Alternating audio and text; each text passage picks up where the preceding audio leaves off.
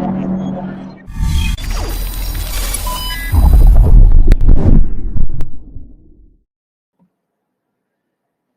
traders, welcome to another FX update for June 2021. So starting with the dollar, and we know that the dollar is a key variable in a lot of these global markets at the moment, especially with inflation figures coming out the way they are.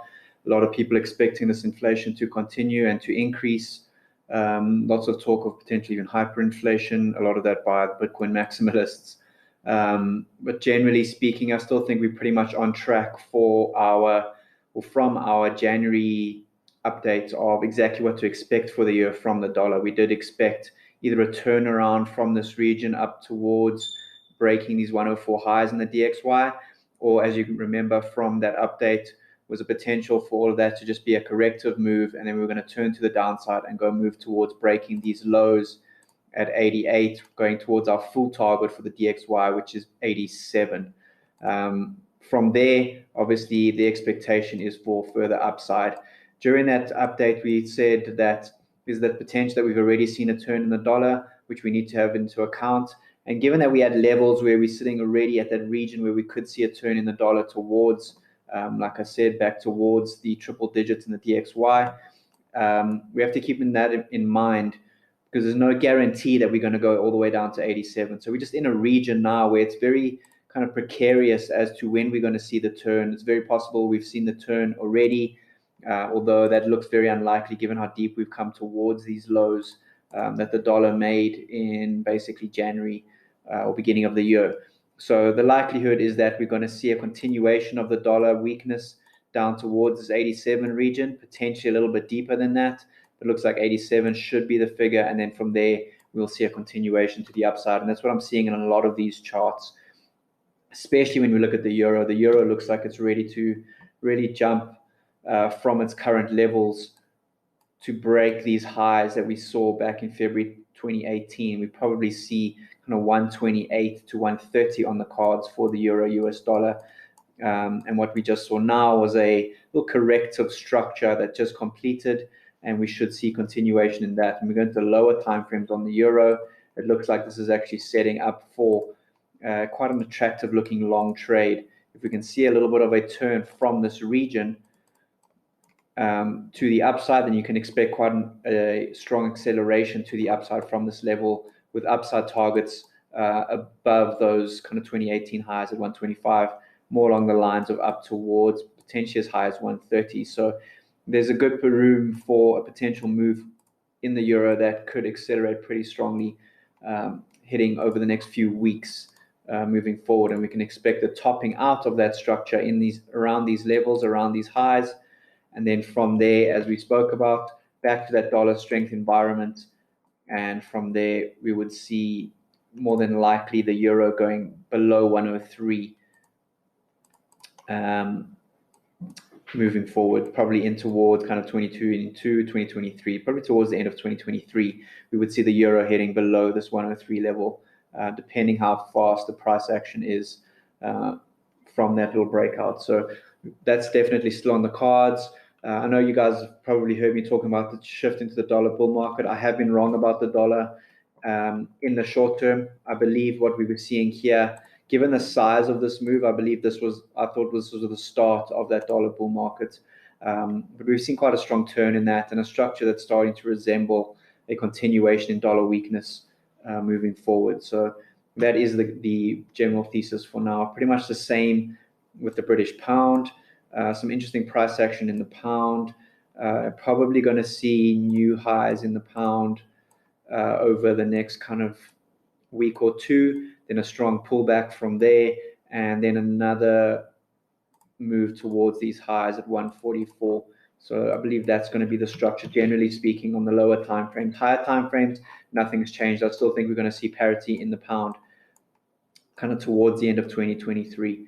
So the structure is still sound. Everything's looking pretty good. It's just kind of calling the top has been difficult. It looked again like we were seeing the top in the pound when we saw a pretty strong pullback from the highs back in February 2021.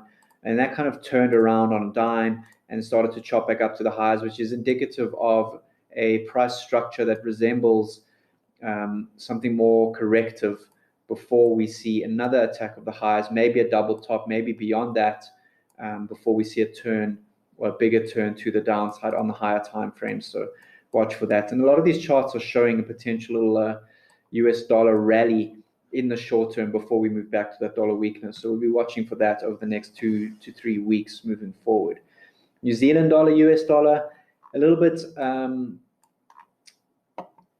moving towards a little bit of uncertainty in this region. If we are going to continue to see dollar weakness, then you can expect the New Zealand dollar, US dollar to break these highs from back in August 2017, going above that 0.75 handle and then shifting from there to the downside. But given what we've seen on price action, there's kind of two variables at play here, or two possibilities at play. Either this was the high, and we've already seen the high in the New Zealand dollar, US dollar, and we're already turning to the downside. And then what we're going to see now over the next few months is just corrective price action, something along these lines before we see that shift towards the lows. That's one possibility. The other possibility is we continue to chop around here and moving back towards these highs from February 21st or February 23rd, somewhere around there, back towards the highs, chopping up into that level, and then another deep pullback, very similar to the pound. And then we would see another rally to the upside to go and break our level at that 75 handle, potentially a little bit higher than that. But nothing's confirmed just yet. We need to give this time to play out. We need to see what's going to happen with this pair. And obviously, when we look at the numbers, what we're seeing is a potential move up towards 78, which we also spoke about back in January as a potential level for continuation to the downside. So as it appears, if the dollar is going to weaken, I wouldn't expect the New Zealand dollar, US dollar to already have turned. So I'm more inclined to think we're going to see this type of price action and a test of that 78 handle before we turn to the downside. Very similar scenario in Aussie dollar, US dollar, pretty much exactly what we spoke about. Back in January, we're looking for this kind of 81.50 handle to be a very interesting level. And then we could see a turn to the downside from there. And it looks like that is going to be the path forward. But that being said, when we look towards the lower time frames, it's very possible we have seen a shift already to the downside. This could, like we showed you in the New Zealand dollar, US dollar, this could very easily be the high that we spoke about. You've got this head and shoulders top on the daily, which is very indicative of a big move to the upside. We've got corrective price action that is very indicative of a corrective move of this first impulse, and then from there you would see continuation to the downside, and that's basically going to be a break and retest of this head and shoulders neckline. So that's something we need to take into account. But again, it's very possible that we just continue to chop back up to these highs. We see a little bit of a pullback from there. All of that is a corrective structure for continuation up towards that 81.50 handle. So kind of we're sitting in an area now where it's a little bit of either or scenario, and there's not much we can do about that but wait and see how things play out. But a couple of signs we'll be watching for, especially with this daily close that we saw on Friday. If this continues down and breaks these lows that we saw on the 1st of April 2021, that's going to be very indicative of a corrective pattern for downside, especially even if we see these lows at 76 broken, but more inclined to see if we break these lows at 75, then the whole structure is actually turned towards a bearish structure. And then what we'll see from there is a bit of a rally up towards 78.60, and then a move to the downside from there. So that is one thing to look out for. But as it stands, if the DXY is going to weaken, and it's not just the euro that's moving the dial, then you can expect this to continue back up to these highs at 80 and then pull back from there. So yeah, we'll be watching for both of those scenarios. Keep an update, or keep a lookout for updates on that, because there's some really good trades that occur within this structure. Because what we're seeing now, these very slow markets that we've seen basically since mid-May, are going to start to move again, and those moves are going to bring some really good profits moving forward for us. Aussie dollar CAD, another one that's actually pointing towards a potential that we've seen the low already in the US dollar, and we're going to see a turn to the upside. As you can see from the structure, we went to break those lows. Exactly what we're looking for in the DXY is a break of these lows and then a turn to the upside. And you look at this weekly close, a couple of pin bars, and then one big bearish or bullish engulfing candle. So we'll be watching that pretty closely for a turn to the upside. So exactly what we've been saying is that we're in a very critical point for the dollar and June in itself is going to be very indicative of where we can expect the dollar in the next 3 months, basically for the rest of the year in reality, moving forward. So we're watching these pairs really closely. CFD on silver. Looking at silver, I'm still kind of uncertain of what we're looking at here and what to expect moving forward. But as we said in the January update, it's very possible we go break these highs at 29 and then shift to the downside. And the reason I say that's a possibility is when we look at silver miners are showing the same structure, and a structure that says we need to break the highs before shifting to the downside. So silver miners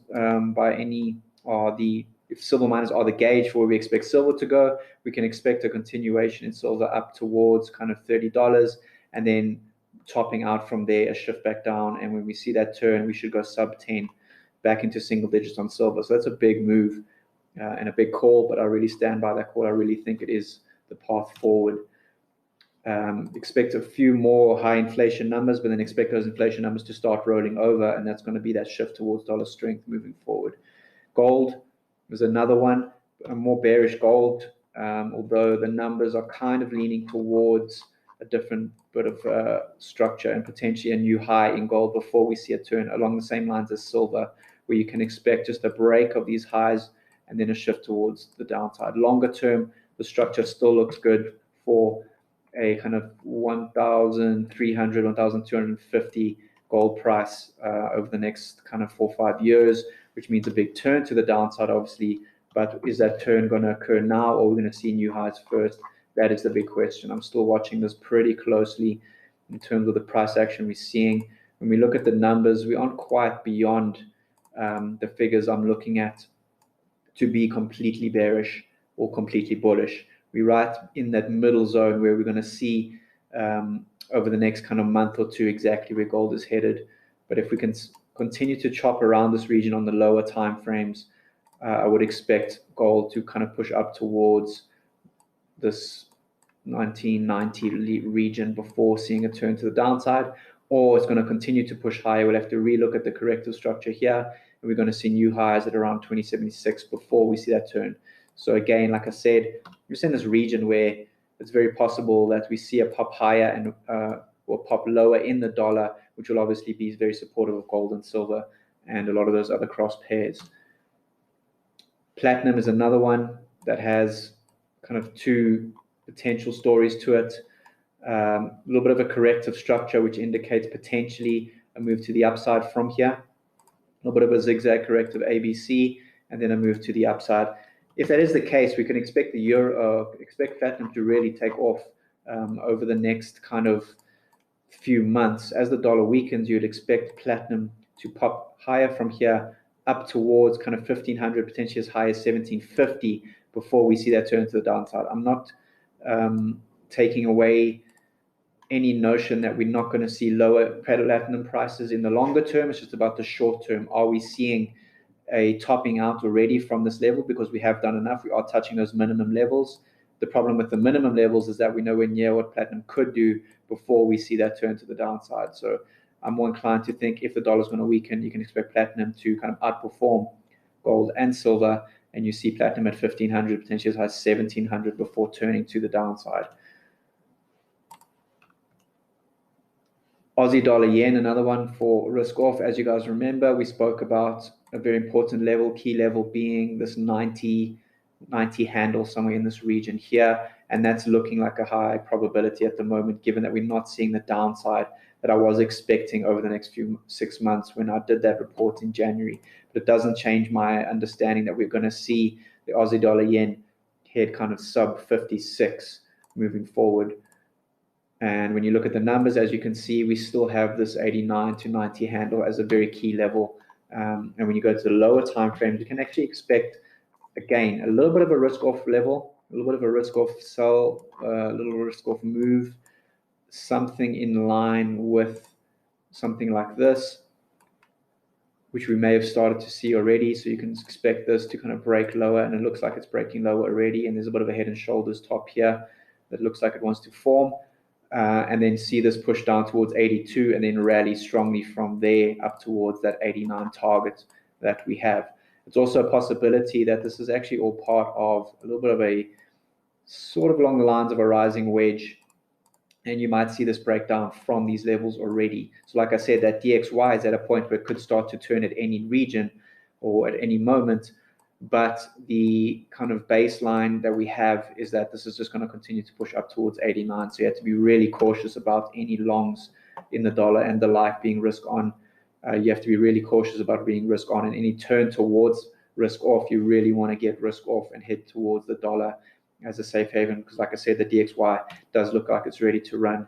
And then we're seeing the same thing in the New Zealand dollar, yen, and this is more indicative of that move that we were speaking about, where we see kind of risk on over the next few months, probably due to inflation numbers. And then once that kind of inflation figure dies down, we start to see that roll over, then we see New Zealand dollar yen break down again, risk off. And that's exactly the same that we're seeing, just a much cleaner chart in the Aussie dollar yen, where you can see once again that this exact same region, so very similar to the Aussie, where you see 83 is a very, very key level where you could see a turn to the downside there and a big move to the downside at that. So we're watching that pretty closely. Things looking really interesting at the moment.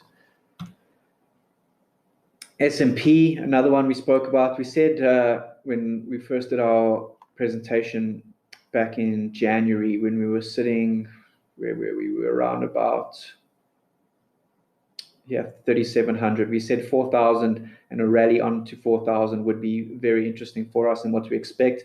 And we can expect to see some resistance around that 4,000 region. We obviously crossed beyond that point, and we are sitting in very, very interesting levels in terms of how far beyond rationality we are right now. We've crossed beyond that level, and we're at an area where we are very oversold. Obviously 4,700, 4,792 is still a possibility when we go to very overextended levels, which has been pretty synonymous with the current market, and that's a possibility that we can see over the next few months. If we continue to see the dollar sell off, you'll see the S&P continue to rally as liquidity looks for a home that can yield some form of return. And when we look at the lower time frames and the structures we can see on the lower time frames, again, we're very approaching a lower time frame overbought area, but that again could really continue to rally up towards that 4,700 level. So I've been pretty much consistent with my call for selling everything and being in long calls to get exposure to the upside. The one thing I would talk about, the potential rally in the S&P, and a very strong rally at that, is if we start to see this pull back towards 44, probably 40.50, somewhere around there. And that's going to be a good indication to get fully invested once again and see a push back up towards that 4,700 level. When we look at the numbers on this lower time frame and the intraday time levels, the corrective structure isn't quite there, so you can expect the levels to get up towards kind of 4,600, maybe just push into extended 4,700. But yeah, like I said, we are very extended at these levels, so you have to be really cautious and maybe not getting fully invested, just continuing with those call options, especially if buy the dip mentality at 440.50. That could really pay you well as the dollar weakens moving forward. Emerging markets is another one. We looked a lot like we had seen the highs, we'd seen the top, and we were seeing a turn. It's very possible that's still on the cards. As you can see, when we look at the structure, it's actually giving us a little bit of a B, C, D, E expanding triangle. And if we continue to see downside from here, then you can expect that what we did see was the high in the EAM in the emerging markets, and we've already seen the turn to the downside. And again, a little bit of a head and shoulder structure, maybe a more complex head and shoulder, but head and shoulder nonetheless.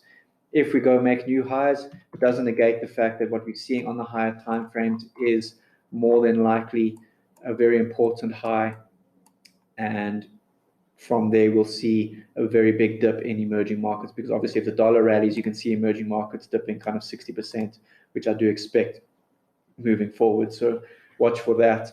Like I said, there's still a possibility we go and make a new high first. Pretty much the same theme. If the dollar starts to sell off, emerging markets will do well. And then we have to wait until this this dollar rally or dollar weakness comes to an end, and then once that shifts, we can see EM starting to sell off. And we're seeing the same thing in these emerging market currencies.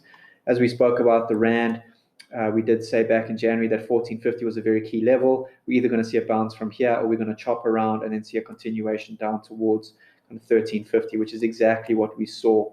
And now what we're waiting for is this turn to the upside. But given what we're seeing in the CRB index, given what we're seeing here as a commodity currency, we'd actually see potentially 1275 as a low for the Rand moving forward. That's still on the cards. It's going to go into a little bit of extended territory before we see that turn to the upside. When we look at the numbers, there's still that chance we go sub 11, which would be quite surprising. Some good, interesting political developments happening with the ZAR, which could see it go down towards the 11 region, but it doesn't change the fact that longer term, we're going back towards dollar strength and probably a plus 20 ZAR, US dollar ZAR number. But we are definitely in a region now where we could see a shift to the upside. Some interesting closes. We saw an interesting close, almost a bullish engulfing candle this week, but nothing conclusive just yet. We need to see some very conclusive price action before we shift back towards being dollar bills and ZAR bears. Same thing in the Singapore dollar. It did look a lot like we had taken off to the upside back in January, but like we said, it's very possible that's just corrective, and more than likely we're going to go see a breakdown towards this 130 level. And that's exactly what we've seen. The structure, because it was a expanding triangle, very deceptive pattern. As you can see, when you see a move like this off a level that looks like the lows, you can expect that is the start of a move higher, but then we've just chopped back down to the lows. So what I do believe is that this just was a corrective pattern, A, B, C, D, E, something along those lines, and now we're seeing a move back down towards 130 as the full target, and then a shift back towards dollar bulls from there. So again, that structure remains in place for continuation in US dollar strength. It's just a matter of timing and whether we've gotten into that level at the right time or not. And that's just being patience as the key measure. Mexican peso, same thing. It looked a lot like we'd seen the lows with this big, strong rally up towards 2164. And that just reversed on a dime. And we should go break these lows. Once we've broken these lows at 1955, anything's possible. But it looks a lot like, again, we're just going to see a little bit of dollar weakness and then a continuation of that dollar strength moving forward. So watch for that moving forward. And then we have Bitcoin. Bitcoin's interesting because it's already rolled over from the 60, kind of topped out at 65, if I'm not mistaken. If you go back to our video from January, we did say at this 30, 35 region, you need to be really cautious, potentially a little bit more upside, but we still maintain the story that what we're going to see is probably a retest of the 200-day moving average, 200-day weekly moving average, which is currently sitting at around about 15, 16, somewhere in that level. I really think we're going to go back to these lows at 19 or at the December 17 highs at 20,000 before the next leg higher. So I'm very bearish Bitcoin at the moment. Pretty much bearish Ethereum as well, because you can expect the same thing in the longer term. As you can see, impulse down, 1, 2, 3 up, and that just leads you towards potential move to the downside. And the size that we've seen of this corrective move from the highs is a resemblance of the start of the move lower. And Bitcoin, being still kind of a speculative asset, will be the first to sell off and could potentially be leading all the others lower as we move towards that dollar strength environment. So just keep that in mind. Back to Bitcoin on the lower time frames and what to expect. You can see how we've gone into a little bit of a corrective structure here. I would suspect we're going to see another move higher at first, and then a continuation to the downside from there as this kind of corrective pattern plays itself out as a little bit of an A, B, C. Also a possibility that we see this develop into something a little bit more complex, given the size of the correction is a little bit too small for the impulse that we saw before it. So we'll be watching that pretty closely. Ethereum kind of showing the same blueprint. You just expect this to chop in these at these levels back down and around for the next few months before seeing another leg lower. That's kind of the blueprint I have for now, but I'm no inclination to get long Bitcoin or Ethereum at any point. Thompson Commodity CRB Index, which we spoke about again in January, what to expect. We've just seen a straight line up, and this is what's been driving. It's been driven by that dollar weakness, but once again, as we spoke about, basically a repeat of 2008, where we saw all this stimulus, all this talks of inflation and money printing, and then we just saw a European debt crisis take hold and went back to a 10-year commodity bear market. I think we're going to see exactly the same thing. We're going to see initial claims of inflation and basically commodities taking off because of inflation, and then eventually we're going to see this inflation numbers start to die, and you're going to see these commodities really start to sell off once again back towards that commodity bear market, which is going to take the dollar with it into strength, and it's going to take all of those commodity countries like the US dollar, ZAR, the Canadian dollar, etc., Aussie dollar, New Zealand dollar, all of those are going to go into bear markets once again as the US dollar kicks off its rally once again. Deflation wise, I don't think it's going to be a European debt crisis. I believe it's going to be an emerging market debt crisis, which I've been talking about, been pretty vocal about. And basically the COVID recovery is going to hit those areas the hardest, those commodity currencies the hardest. And then we're going to see that shift back towards dollar strength, going to be risk off, back towards dollar strength. So like I said, I've been a bit wrong about the dollar over the last month, because I did expect, or maybe even the last 6 months, because I did expect that, I wouldn't say 6 months, I would say the last 3 months I've been wrong about the dollar, because it did look a lot like the dollar was going to rally pretty strongly. That rally faded away. I'm not going to say I'm wrong, I just think I'm early. Just give it some time and you're going to start to see all of this play out. I really believe this is going to play out. I haven't changed my thesis whatsoever. I've just shifted the timeline by a couple of months as we start to see a couple of things in the market that it looks like we're going to have a little bit more dollar weakness, which makes sense with the inflation numbers coming out. We should expect a little bit more inflation moving forward, but that inflation should, especially from kind of now onwards, start to fade as we go back towards that deflationary environment, back towards a dollar strength environment. So cool, guys, that's it. Basically what we're looking for in summary is a continuation of dollar weakness back towards these lows that we saw in February 2018, back towards our full target at 87, and then from there a shift towards a dollar strength environment, more than likely driven by deflation, probably driven by something occurring in the EM world, something along the lines of an emerging market debt crisis. I believe is a potential catalyst for that, what I'm seeing in the charts. So yeah, obviously, like I said, we had a level where we could start to see the shift already. We could be accelerating into the dollar strength environment already. Nothing confirmed just yet, but the inclination is what we're seeing is a move back towards 87 and then a move forward. So keep that in mind when you look at all the dollar pairs, when you look at the S&P, when you look at those commodity currencies. That's what's going to be the driver here. It's going to be inflation. It's going to be the story for the next few months. Then I think deflation is going to be the new story moving forward, which is very dollar bullish. So cool, guys. Hope you have a good one, and we will catch up soon.